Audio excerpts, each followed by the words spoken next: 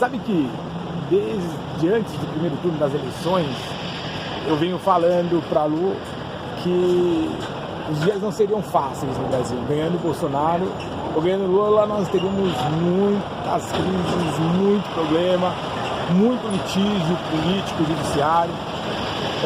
Mas eu queria falar sobre as manifestações do dia 2 de outubro. Acompanhando essas manifestações aí pela internet e tal, eu acho que o grande legado que essas manifestações deixam é que os caras pintadas voltaram, não é? Eu vi as fotos, os rostos, não é? Talvez rostos 30 anos aí, mais ou menos mais velhos, não é? Mas com a mesma força, o mesmo desejo de ver um país livre, um país grande. E eu pensando sobre isso, eu comecei a lembrar de uma frase que Jesus disse para os fariseus. Ele conversando com os fariseus, ele falou, olha, lá em João, eu acho 4, se eu não me engano, seus pais comeram maná no deserto e morreram. Ele estava falando assim, ó, a geração antiga, a outra geração de vocês comeu maná no deserto e morreu. De Moisés até Jesus a gente tem aí um período de 1.200 anos.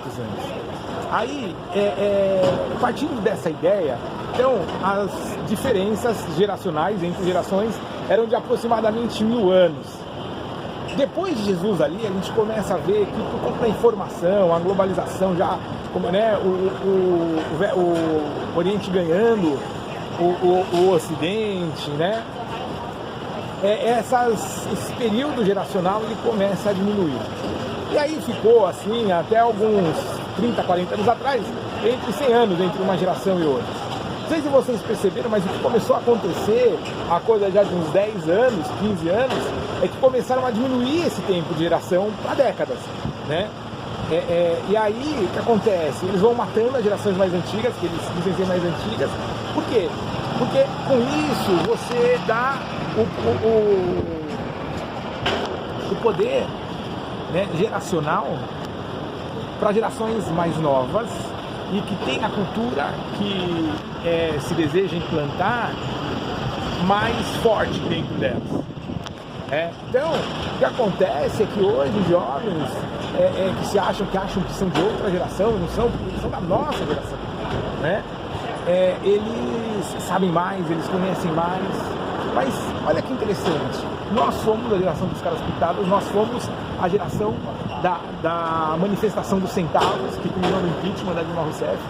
Nós somos a geração que deseja uma liberdade. Eu acho que a gente tem ligado, às vezes, por questões erradas. Independente de Bolsonaro ou não, a gente precisava de ter mais liberdade de fé, liberdade de expressão, liberdade financeira.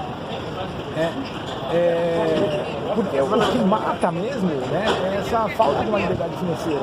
Onde o Estado detém a maior parte do poder, o Estado é sócio de todo mundo, né, a gente vive com o Estado, o que a gente ganha, e ele decide por todos. Isso aumenta o poder financeiro dos caras, e aí não existe um projeto de governo, sempre um projeto de poder. E esse é um ponto, cara, que nem capitalismo, nem socialismo, somente uma cultura realmente cristocêntrica. Sabe, se entrar na Bíblia ali, talvez ela seja a mais próxima de algo que seja realmente equilibrado, né? A gente fala muito sobre os servidores públicos, funcionários públicos, então, seja por concurso, seja por voto, quem detém um cargo público, ele é um servidor. E ele tem que ter essa concepção de servo, sabe? Mas não, os caras, eles se tornam todos como os agentes do estabelecimento do seu próprio poder, né? Então, ninguém faz nada com um olhar no serviço público, em servir a população e tentar achar um equilíbrio entre as classes, justiça, mas sim em criar situações, ideias que vão fazer com que esses caras permaneçam no poder, ganhando, dominando. Muito importante essa manifestação. E eu queria falar sobre isso. Eu olho nos engajamentos e o público que eu falo é sempre dos 30 aos 50 anos, o maior número de pessoas que eu consigo alcançar são pessoas nessa idade, né? Como vocês são importantes para a nação. Nós temos construído o que o Brasil é. Aonde o Brasil chegou dos anos 70 em diante, não foi por presidentes, não foi por governadores, mas foi por você.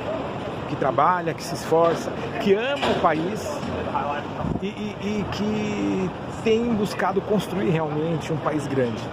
Infelizmente nós não somos grandes.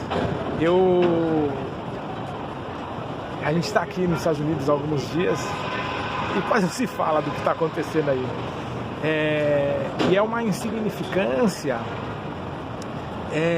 intencional, porque na verdade o que os caras querem é que a gente seja colônia sempre, né? Eles querem aí extrair o que a gente tem, a matéria-prima, né? Usufruir do que a gente tem da natureza, de forma muito barata, né? E depois vender pra gente tudo que é nosso muito mais caro, sabe? É só isso. Mas nós somos maiores, porque nós temos energia, nós temos alimento, e nós temos disposição, sabe? Eu acho que é isso que a gente precisa entender. Tomar as rédeas da situação, realmente, independente do resultado das eleições, do que vai acontecer nos próximos 4, 8, 16 anos, a gente precisa continuar sempre se manifestando, sempre exigindo que os nossos direitos sejam uma realidade e crendo que os nossos melhores dias estão diante de nós, porque, pelo menos para mim, os meus melhores dias estão em Cristo. Eu sei que cada dia que eu passo é um dia menos para que eu possa me encontrar com Ele. É isso. Também. Uma coisa que eu acho que a gente deixou passar foi a nossa cultura. Em algum momento, sabe que a primeira coisa, quando a gente começou a perder, a não perceber que estavam tentando tirar esse poder geracional das nossas mãos, foi quando começaram a falar que a forma com que nós fomos criadas foi errada. Porque hoje a gente ouve muito o pessoal de 40, 50, ah não, meu pai não, mas quando a gente tinha 20 anos, e a gente estava começando a criar os nossos filhos, a gente falava, não faz diferente, porque eu fui criado de uma forma muito dura, né?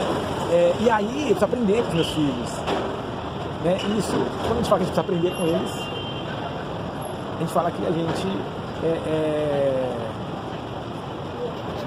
e aí pode parecer algo pretensioso, mas a gente fala que a gente não sabe tanto. E não, nossos filhos eram caixinhas vazias que tinham que ser preenchidas. E a gente deixou ser preenchida por outros. Mas eu acho que a gente pode realmente retomar isso, né? Mostrando para eles que nós vivemos. Eu tive uma conversa muito séria com a minha filha no domingo da eleição e eu comecei a mostrar para ela que nós vivemos. Você lembra o que aconteceu no governo com Lula? Você acha que é bom, mas o que aconteceu? Isso. Olha para a sua história. Eu acho que é isso que é importante. A gente, isso é cultura. Inserir cultura. O poder de inserir cultura para essa geração que está na nossa mão. A gente tem deixado isso. Inclusive a cultura cristã. A gente começou a abrir mão de muita coisa da nossa cultura cristã para poder ser legal.